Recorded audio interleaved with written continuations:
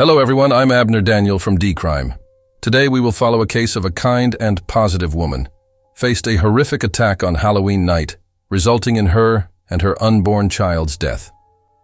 On the eerie night of Halloween, when the air was thick with the scent of autumn leaves and the laughter of children echoed through the streets, a quiet, residential neighborhood bore witness to a horror beyond imagination.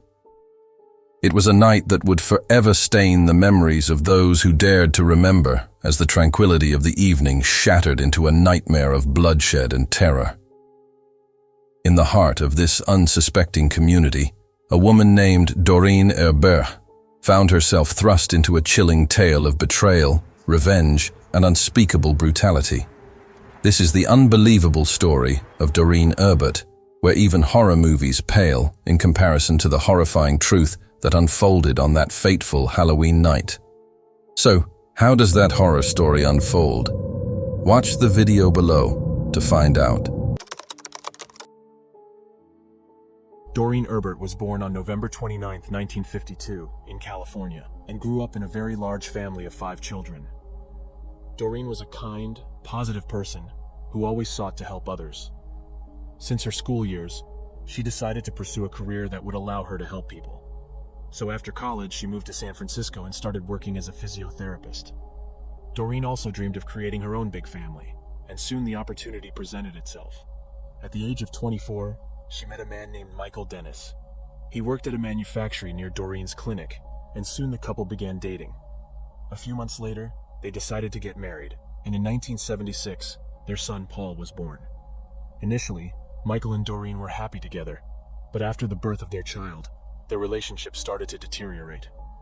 Within a year, they decided to divorce. Their son stayed with his mother, and Michael could regularly visit him.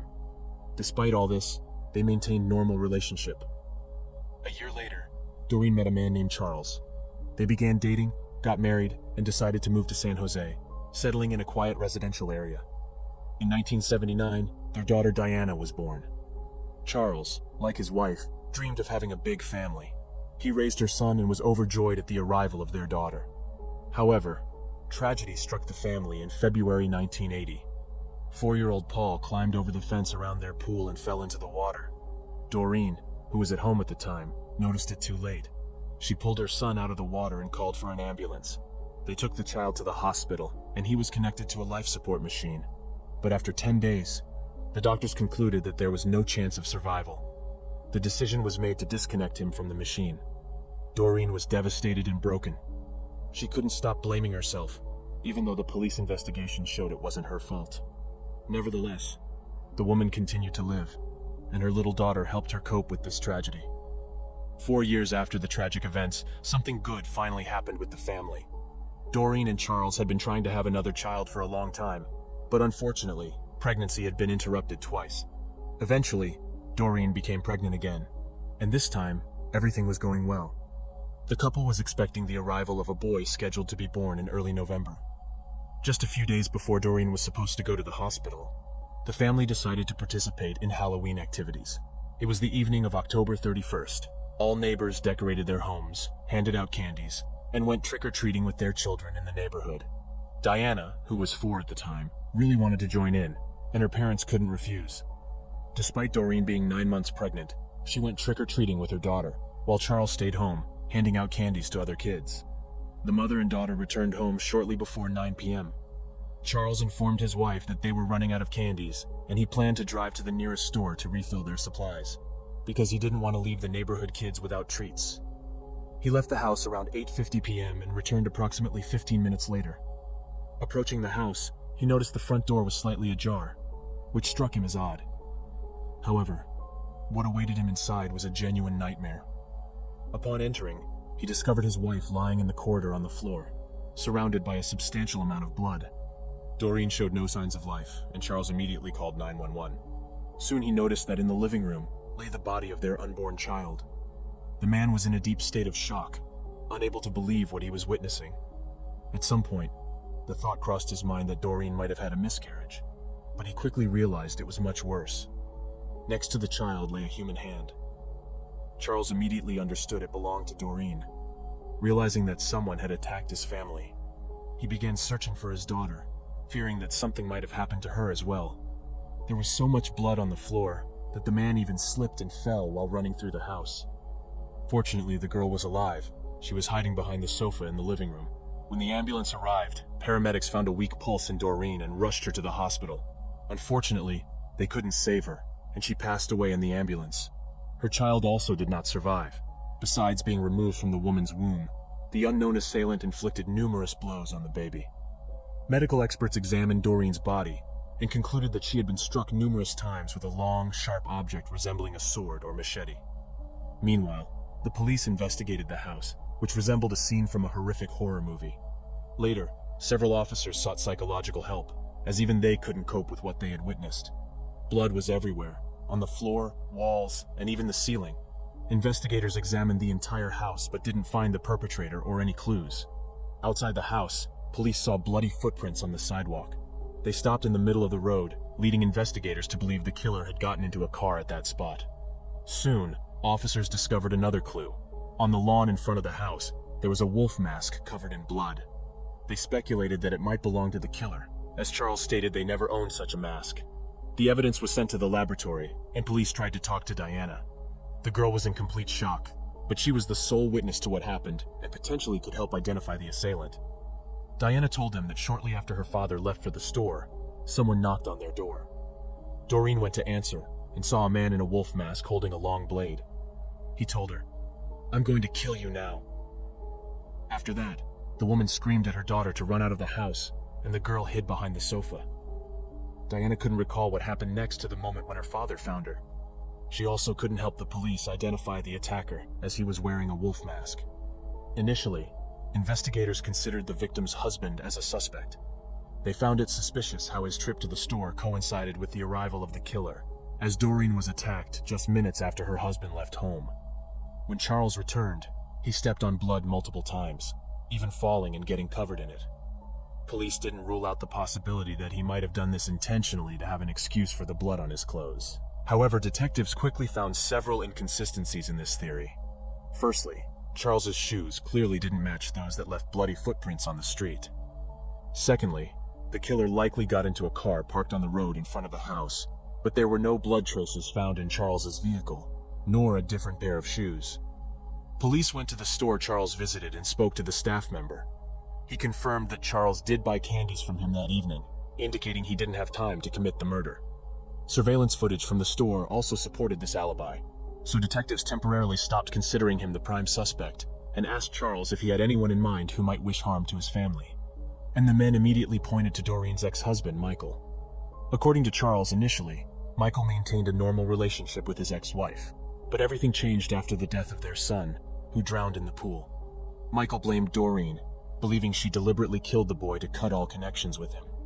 He even filed a civil lawsuit against her, seeking to hold her responsible for the child's death, but lost the case. Even during the time when Michael and Doreen were still married, he occasionally behaved quite strangely. After the birth of their son, he often fell into depression, distancing himself from both his wife and child. Doreen believed all of this somehow connected to his childhood traumas. Michael had hearing problems from an early age, requiring him to constantly wear a bulky hearing aid. In those days, it was a rather large device, and because of it, other children constantly teased Michael.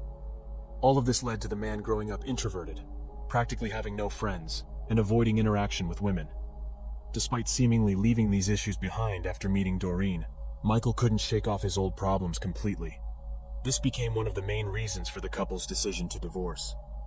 When Doreen married Charles, Michael began harboring resentment and animosity towards her, especially disliking the fact that another man was raising his son.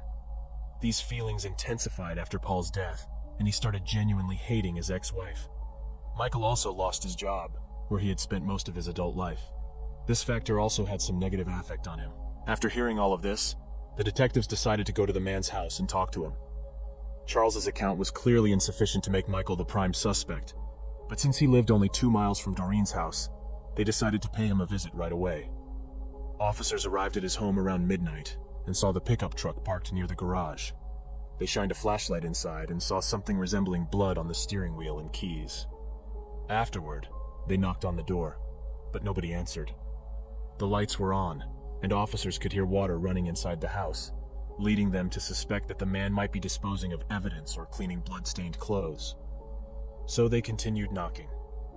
Michael eventually opened the door. He remained calm, even after being informed about his ex-wife's murder. The man answered all their questions nonchalantly and allowed the officers inside without a warrant. According to him, he went to the store during the day, returned home, and hadn't left since. Michael even agreed to sign voluntary consent papers to allow a search of his house. As he reached for the pen to sign, investigators noticed a deep cut on his right hand. Michael claimed he accidentally cut himself earlier while carving a pumpkin for Halloween. However, the police doubted his words. The wound was visibly fresh, and blood was still oozing from it. Meanwhile, a few officers started searching his house. Michael went upstairs with one of them since they asked him to show his ID. When they entered his bedroom, Michael reached for the bed headboard, but the officer immediately told him to step aside. His actions seemed suspicious. Why would he keep his documents behind the bed? When the officer approached, he saw a holster hanging on the bed headboard with a loaded gun inside. He took the weapon and led Michael downstairs to the other officers. Meanwhile, his colleagues discovered blood droplets on the floor, leading them to a washing machine in the garage and a pile of clothes with bloodstains.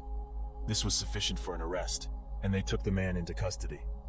Afterward, detectives, along with forensic experts, scrutinized the house more thoroughly, seeking evidence that might link Michael to the murder.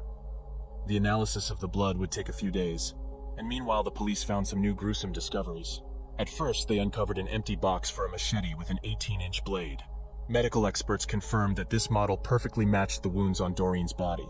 Secondly, Michael had 2 makeshift coffins in his house, leading detectives to suspect they were intended for Doreen and her husband. Additionally, the police found body bags typically used by medical staff. Considering Michael had no association with these items, it raised significant concerns. Putting all these pieces together, the police went to the judge to request a warrant for the suspect's arrest for an extended period. Without it, they could only detain him for a limited time. However, the judge deemed the evidence too circumstantial. As a result, Michael had to be released, and the man walked free. Nevertheless, 3 days later, the detectives got the answer from the lab. Experts found 2 types of blood at the crime scene, belonging to different individuals. Blood type analysis revealed that the majority of it shared the same blood type as Doreen, with a small amount matching Michael's. Apparently, the man injured himself during the attack on his ex-wife. This time, the judge promptly issued an arrest warrant, and Michael was officially charged with the murder of his ex-wife and her unborn child. Soon, detectives found another piece of evidence linking him to the crime. Speaking with Michael's acquaintances, they learned he owned the exact same wolf mask found near Doreen's house.